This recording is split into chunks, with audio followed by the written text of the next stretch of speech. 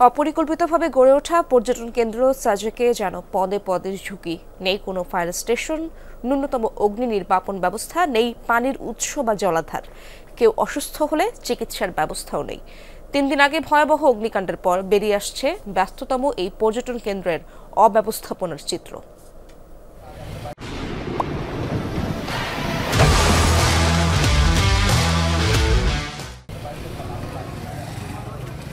পাহাড়ের অন্যতম দর্শনীয় পর্যটন কেন্দ্র সাজেক, যেখানে ছোট বড় প্রায় 126টি রিসোর্ট, কটেজ ছাড়াও আছে রেস্টুরেন্ট, দোকানপাট, বসতঘর সহ নানা স্থাপনা। প্রতিদিন শত শত পর্যটকের আসা যাওয়া, কিন্তু নেই কোনো অগ্নি নির্বাপন ব্যবস্থা, ফায়ার স্টেশন, আগুন লাগলে নেভানোর জন্য নেই পানির উৎস বা কোনো জলাধার। কেউ অসুস্থ হলে চিকিৎসার কোনো ব্যবস্থা নেই। পর্যটন কেন্দ্রটি গড়ে ওঠার পর আজ পর্যন্ত কোনো অগ্নি নির্বাপন মহড়াও হয়নি। এর আগে 2017, 2021 ও 2023 সালে অগ্নিকাণ্ডের পরও কর্তৃপক্ষ নির্বিকার। ফলে এখানে বসবাসকারীরা এবং আসা যাওয়া করা পর্যটকরা থাকেন ঝুঁকিতে।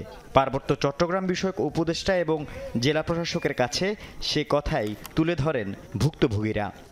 সেই সময় যদি এই দাবিটা মানা হতো, আজকে হয়তো এত বড় লসটা হতো না। তো যারা তৎকালীন এটার দায়িত্বে ছিলেন, আমি মনে করি যে অনেকটা দায় আমাদের নিতে হবে। এবং যারা পর্যটক, প্রত্যেকের জীবনের ঝুঁকি আসলে শতভাগ, যেহেতু এখানে ফায়ার সার্ভিস নাই। অনেক সময় অসুস্থ হয়, অনেক সময় ক্ষতিগ্রস্ত হয়, অনেক সময় অ্যাক্সিডেন্ট হয়। কারণ ওইটার জন্য এখানে একটা ক্লিনিক দেওয়া হোক। অপরিকল্পিত পর্যটন কেন্দ্রে দুর্ঘটনার ভয়াবহতা স্থানীয়রা টের পেয়েছেন সোমবারের অগ্নিকাণ্ডের পর। রুইলুই পাড়ায় 96টি স্থাপনা পুড়ে পরিণত হয় ধ্বংসস্তূপে। সব হারে গেছে, আরও কাপড় টাপড় সব কিছু পাই না। ক্ষতি তো অনেক বেশি। আগে ও প্রথম পড়ে গেছে।